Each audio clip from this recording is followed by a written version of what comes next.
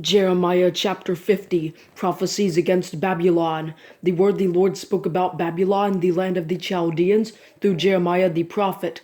Announce to the nations, proclaim and raise up a signal flag. Proclaim and hide nothing. Say, Babylon is captured, Bel is put to shame, Marduk is devastated, her idols are put to shame, her false gods devastated. For a nation from the north will come against her, it will make her land desolate, no one will be living in it, both man and beast will escape. In those days and at that time, this is the Lord's declaration. The Israelites and Judeans will come together, weeping as they come, and will seek the Lord their God.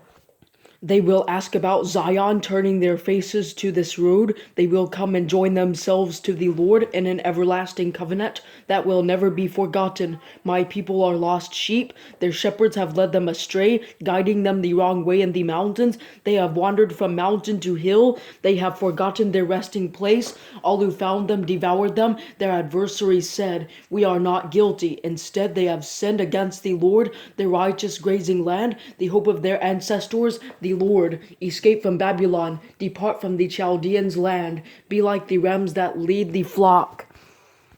For I will soon stir up and bring against Babylon an assembly of great nations from the north country. They will line up in battle formation against her. From there she will be captured. Their arrows will be like those of a skilled warrior who does not return empty-handed. The Chaldeans will become plunder. All Babylon's plunderers will be fully satisfied. This is the Lord's declaration. Because you rejoice, because you sing in triumph, you who plundered my inheritance, because you frolic like a young cow, treading grain, and neigh like stallions. Your mother will be utterly humiliated. She who bore you will be put to shame. Look, she will lag behind all the nations, a dry land, a wilderness, and a Rabbah. Because of the Lord's wrath, she will not be inhabited. She will become a desolation, every bit of her. Everyone who passes through Babylon will be horrified and scoff because of all her wounds. Line up in battle formation around Babylon, all you archers. Shoot at her. Do not spare an arrow, for she has sinned against the Lord. Raise a war cry against her on every side. She has thrown up her hands in surrender. Her defense towers have fallen. Her walls are demolished. Since this is the Lord's vengeance, take out your vengeance on her, as she has done. Do to the same to her. Cut off the sower from Babylon, as well as him who wields the sickle at harvest time. Because of the oppressor's sword, each will turn to his own people. Each will flee to his own land. The return of God's people. Israel is a stray lamb chased by lions. The first who devoured him was the king of Assyria. The last one who crushed his bones was Nebuchadnezzar, king of Babylon. Therefore, this is what the Lord of hosts, the God of Israel, says: I am about to punish the king of Babylon and his land just as I punished the king of Assyria. I will return Israel to his grazing land, and he will feed on Carmel and Bashan. He will be satisfied in the hill country of Ephraim and of Gilead. In those days and at that time, this is the Lord's declaration. One will search for Israel's guilt, but there will be none, and for Judah's sins, but they will not be found. For I will forgive those I leave as a remnant. The invasion of Babylon.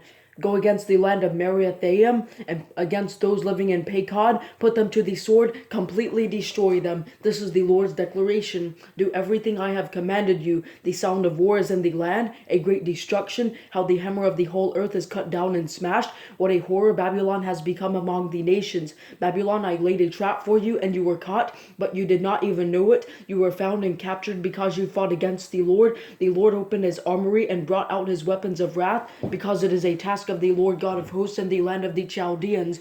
Come against her from the most distant places, open her granaries, pile her up like mounds of grain, and completely destroy her. Leave her no survivors, but put all her young bulls to the sword. Let them go down to the slaughter. Woe to them, because their day has come, the time of their punishment. The humiliation of Babylon. There is a voice of fugitives and those who escape from the land of Babylon, announcing in Zion the vengeance of the Lord our God, the vengeance for his temple. Summon the archers to Babylon, all who string the bow, camp all around her, let none escape. Repay her according to her deeds, just as she has done, do the same to her, for she has acted arrogantly against the Lord, against the Holy One of Israel. Therefore, her young men will fall in her public squares. All the warriors will perish in that day. This is the Lord's declaration. Look, I am against you, you arrogant one. This is the declaration of the Lord of hosts. Because your day has come, the time when I will punish you. The arrogant will stumble and fall with no one to pick him up. I will set fire to his cities, and it will be consuming everything around him. The desolation of Babylon. This is what the Lord of hosts says. Israelites and Judeans alike have been oppressed. All their captors hold them fast. They refuse to release them.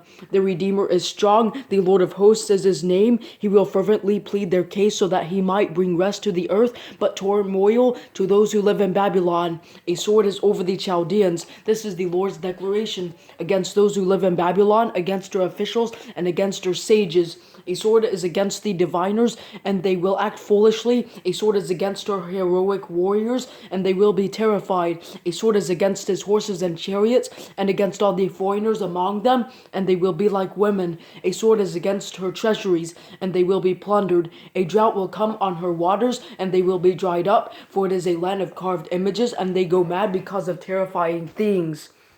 Therefore, desert creatures will live with hyenas, and ostriches will also live in her. It will never again be inhabited or lived in through all generations. Just as God demolished Sodom and Gomorrah and their neighboring towns, this is the Lord's declaration. So no one will live there, no human being will even stay in it as a temporary resident.